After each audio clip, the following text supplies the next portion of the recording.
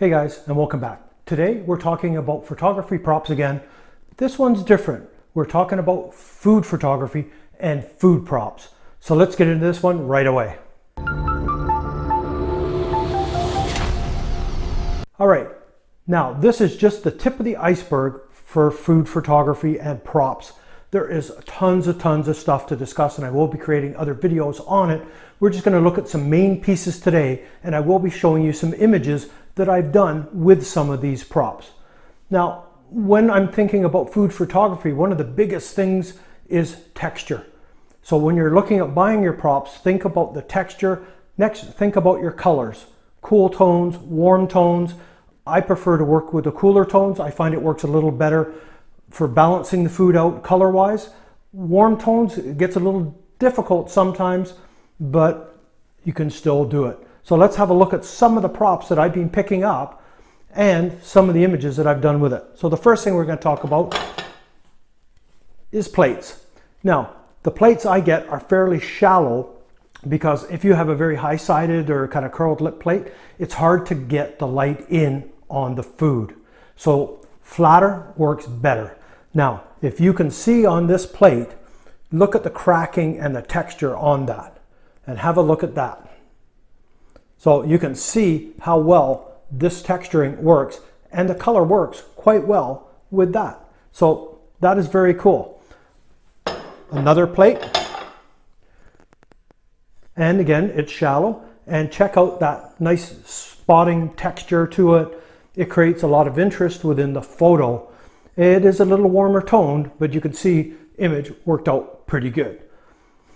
All right, look at that beautiful texture. Now, most of these plates that I get come from thrift stores, Value Village, Goodwill, all those type places. That's where I'm picking a lot of these up. Now, my next one though, came from Walmart. Actually, there was a set that I picked up, and it's just a plain white plate, but I like the bit fancier trimming around the edge, and it does break up the pattern a bit, and it looks very cool. Yeah, this is Gibson microwave safe, just standard set. I picked up a few of these. Now, a big tip when you're picking up your photography props for food is don't just buy one. If you're in Value Village or whatever thrift shop that you deal with, and you see this plate and there's a set of them, don't just buy one. You want to buy at least 3. The reason for that is odd numbers in food photography give balance to the eye. Even numbers don't tend to look as aesthetically pleasing as 3. So when you're buying your props, make sure that you're buying at least 3 of the item. And that kind of goes for your cutlery and bowls and all that stuff. You want to get in sets of 3. Now, sometimes in the thrift stores, there is only 1 plate or 2 plate. You just have to buy it. But if you can, get in sets of 3. Now, along with plates is bowls. And this little bowl I just love because it's unusual, because of the shape of the bowl. It's very cool. Now, the other thing, especially in bowls, is you want to try and get that lower profile. Because if you have a deep bowl, one, you're going to need more food in the bowl so you can actually see it to photograph it. Here, I don't need as much food in it to be able to show the food off well. The other thing is trying to get light down in is a whole lot harder than having that shallower little dish.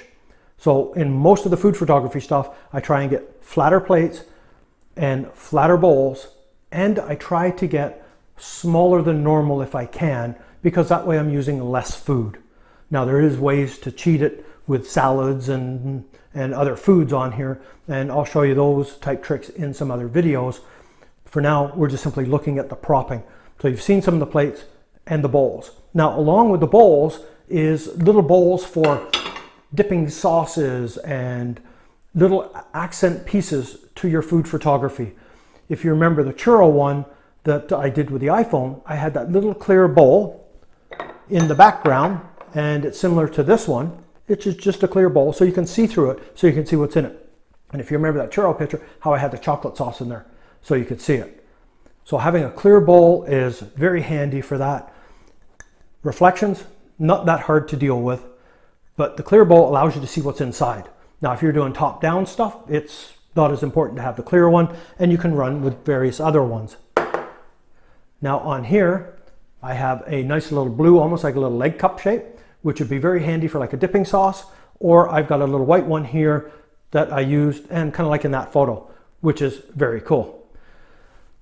You can get all different shapes and sizes, and I usually pick up a bunch because these are really handy for those little fill-in parts of the image you need to help balance out your main subject and to help support it, whether it's got an ingredient in here or it's got a sauce or something like that. And very, very handy to have within. So your little dipping bowls. Another thing, frying pans. Who knew, right? So these are the little skillet cast iron ones, and you can pick them up quite cheap. Even brand new in the stores, they tend to come out around Christmas time. You can get like a brownie mix and that type of stuff in it. They're about $7 or $8. Now you go to the thrift stores and you're still probably paying around the $5 mark, but very handy as like that. They make some really cool images and you can use them at home to bake in. So I've got about 4 or 5 of these, and very, very handy to have is these little type skillets and bigger frying pans because you can use some in your cooking scenes. So another good one, and I love the black texturing on here. It's quite kind of gnarled.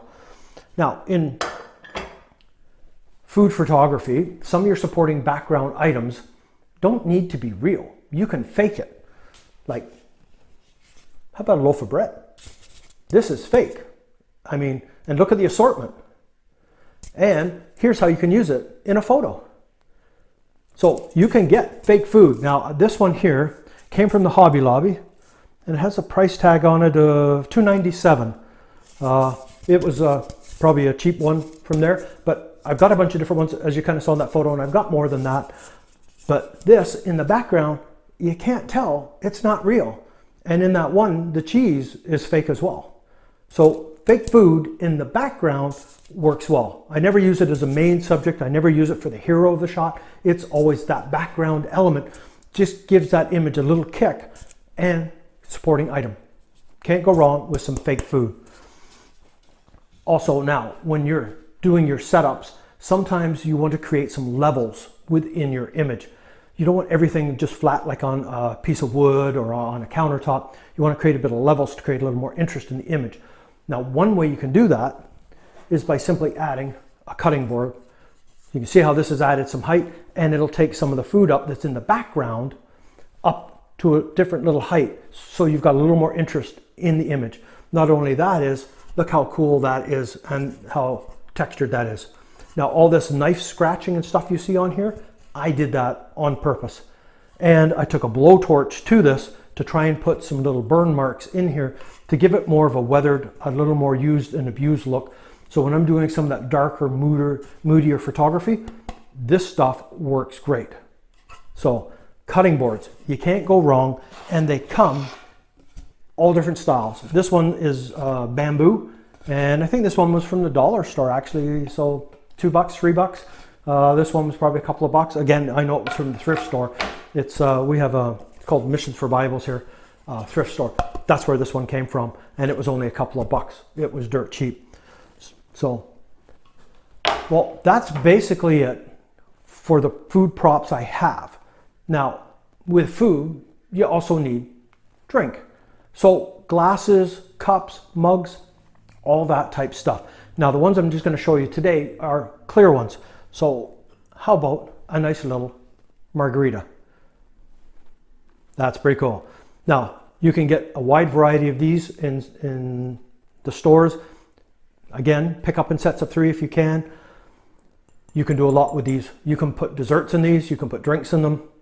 Very handy, very cool to have. Another one, nice martini glass. Again, it's all clear, and we can get into a video later on how to deal with clear glass and reflections and how to work with it. Now, the one thing I do is I use these a lot upside down, and I can stand like an apple or something up on top here, and I can shoot it against a white background, and it makes it easy for me to isolate a smaller item like that. So I'll just cheat. It's kind of like how I did the levitation item, right? Using the glass like that. Very cool to have. Now, mugs, if you have a solid mug, obviously you can't see through what's inside it. So you always have to have that bit of an angle down so you can see into the mug. Now sometimes that cup of coffee or a cup of tea or whatever, hot chocolate, it's just a supporting item to your shot and it's okay in the background and you don't need to see into the top sometimes. But if it's your main subject, you need to see what's in it because that's what the subject's about. Or you can keep an eye out, like I did, for a clear glass one. And that apple cider looks pretty cool in this clear glass. And again, I've got a bunch of these. So if you're needing to see in and you're shooting kind of more straight on versus the 45s down, the clear glass works really well. I can still shoot top down on it and everything else, but you're having to deal with the shinier, more reflective surface, and it's definitely trickier to deal with than your standard mug. But standard mugs in different colors and some textures work really cool, and your clear ones as well. So that's basically just a quick look at some of the basic props you need for food photography. Now, if you happen to be into a bigger city, you can rent props. So if you're in Toronto, LA, New York, there's a lot of rental places that you can get props from. Where I am, there's no such animal. So I have to collect and store them, which can become part of an issue. Now, I'm always on the hunt though for good food props because they're hard to find some of those really cool textured pieces. These are just a sample of what I have. I've got bookcases filled full of dishes and odds and ends and trays full of different cutlery. We will get into some other type food props later on, but keep an eye out for this stuff. Yard sales, like I said before, they're starting to be a thing of the past, but there are a few around. You can pick up some bits and pieces, but your thrift shops are ideally your best place. You can keep an eye out on Amazon and some of the other places, but honestly, your thrift shops are your better places. And most of the stuff you don't want pristine. You want some of that wearing and that aging to it to really give a nice authentic look to your image. You know, that old fashioned pizza cutter that's, you know, kind of got gnarled up a bit and everything. Looks really cool. All right. So that's it for this one. If you're new to the channel, please subscribe, hit that bell notification so you're aware when I post a new video. If you enjoyed this video, please give it a thumbs up. It really does help me out. All right. So until the next time.